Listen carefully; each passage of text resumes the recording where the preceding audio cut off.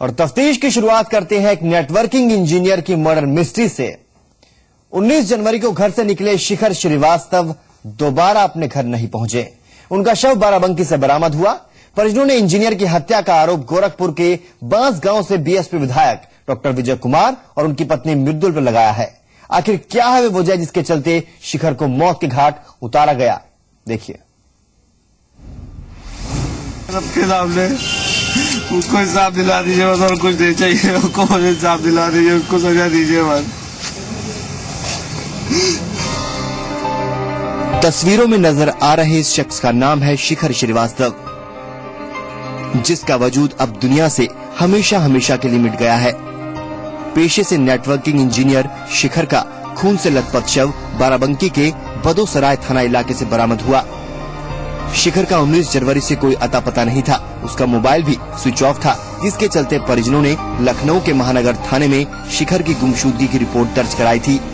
वहीं इस मामले में मृतक के परिजनों ने गोरखपुर के बीएसपी विधायक विजय कुमार, पत्नी मृदुल आनंद और गनर पर हत्या का आरोप लगाया है।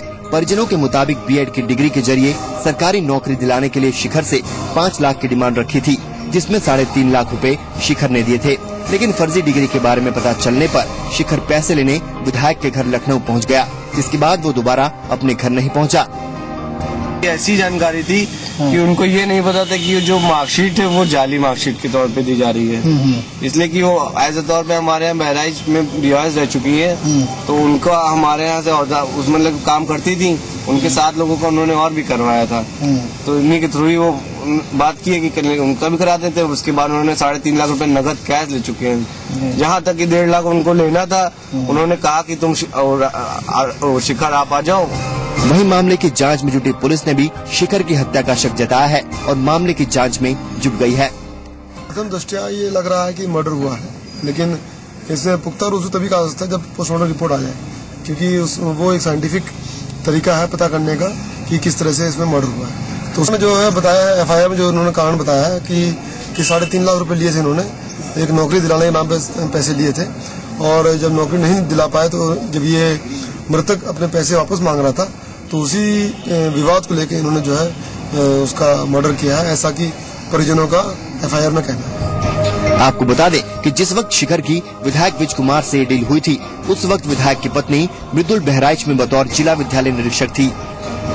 जो भी आरोप लगाए गए हैं पूरी तरह से निराधार हैं, क्योंकि जिस व्यक्ति को मैं जानता तक नहीं, उस व्यक्ति के संबंध में मेरे ऊपर आरोप लगे तो कहीं से उचित बात तो।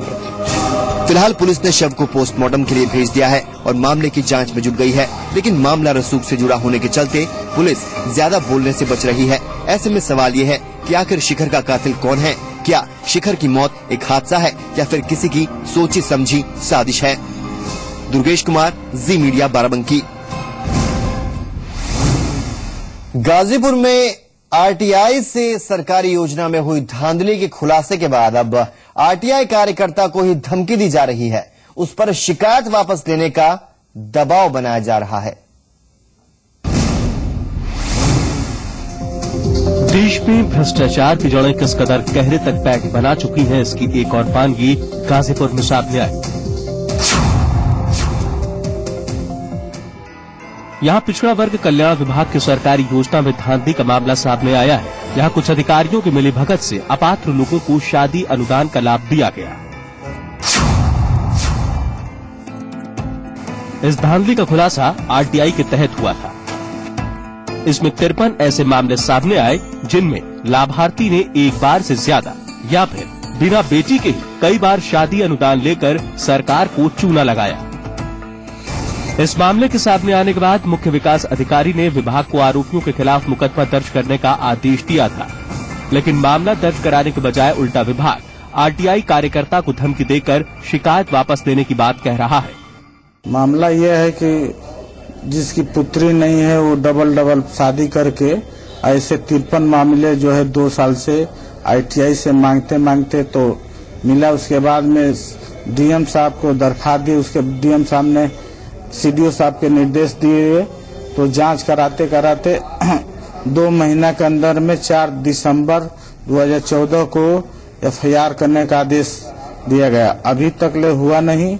उसके बाद में जो है लग रहा है कि जिसका लाभार्थी जो FIR करने का आदेश उसे मिलजुल करके मामला सलटाया जा रहा है। वहीं अधिकारी जांच की बात कह रहे हैं। इसकी समीक्षा किया था और उनको बुला करके पिछला बार कल्याण अधिकारी को मैंने बताया था कि आप इसमें जो भी दोषी कर्मचारी हैं उसके विरुद्ध कार्रवाई करने के लिए आख्या प्रस्तुत कीजिए। उसके अलावा जो लाभार्थी है जो लाभ लिया है गैर कानूनी तरीके से उसके विरुद्ध प्राथमिकी दर्ज कराइए। कानून से काम करने के लिए बाध्य हैं, जो नियम कानून है उसके तहत कार्रवाई करनी पड़ेगी। जिस तरह से इस धांधली को अंजाम दिया गया और RTI कार्यकर्ता को धमकियां दी गई, उसने पिछड़ा वर्ग कल्याण विभाग को सवालों के घेरे में ला खड़ा किया है। अनिल कुमार, गाजीपुर, जी मीडिया। जहां जिंदगी के फना होने के बाद बेजान जिस्म को दफनाया जाता है, जहां शवों को आखिरी सलामी दी जाती है, जहां मौत का साया नजर आता है, उसी कब्रिस्तान में एक जिंदगी मिली है। मेरठ के इस कब्रिस्तान के सुबह का सच देखिए।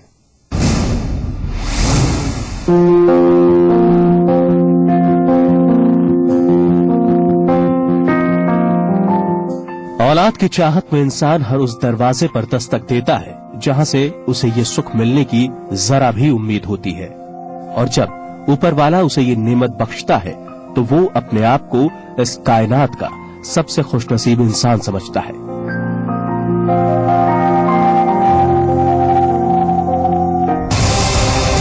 लेकिन बदलते वक्त के इस दौर में औलाद को जिंदा दफन करने वाले भी हैं।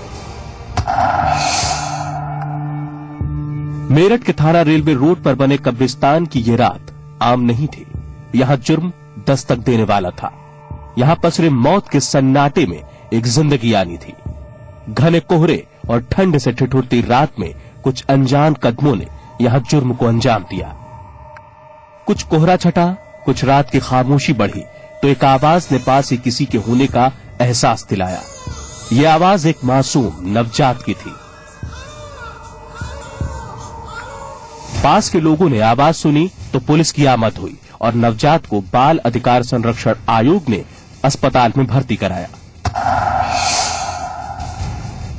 हाड़ कपा देने वाली इस ठंड में खुले आसमां के नीचे बच्ची घंटों पड़ी रही, लेकिन यह कुदरत का करिश्मा ही है कि बच्ची सही सलामत है। हालांकि डॉक्टरों ने उसे अभी ऑब्जर्वेशन में रखा है। लेकिन ओवरऑल बनावट के हिसाब से और बाकी हिसाब से तो ठीक है अभी बच्चा। इसको फिर भी इसको नर्सरी में रखने की जरूरत है। थोड़े टाइम में नर्सरी में रखेंगे तो मोस्ट प्रोबेबली ठीक हो जाएगा बच्चा। तो कैसे छोड़ जाते हैं लोग, कितनी ठंड है इस समय, कड़कड़ाहट भी ठंड है और बच्चा पॉलीथीन में है, पता नहीं कब से मिला होगा, लेकिन अभी फिलहाल तो ठीक है बच्चा। ठंड में के बावजूद भी कुदरत की करिश्मा देखी कि बच्चा बचा हुआ है। काश ये मासूम अभी बोल पाती तो इंसाफ को अंजाम तक पहुंचने में देर न लगती।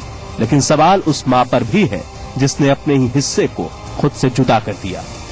अब ये बालिका जैसे कि जुवेनाइल जस्टिस एक्ट कहता है, सबसे पहले होता है कि इसको एक प्रोटेक्शन, एक सुरक्षित आवास की, ठीक है ना।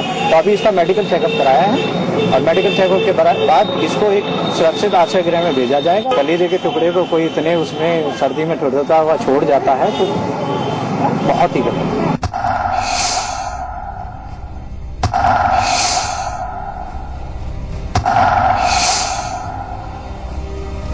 ऐसे ना जाने कितने सवाल और भी हैं जिनके जवाब उस शख्स की गिरफ्तारी के बाद मिलेंगे जो इसे यहां जिंदा मरने के लिए छोड़ गया।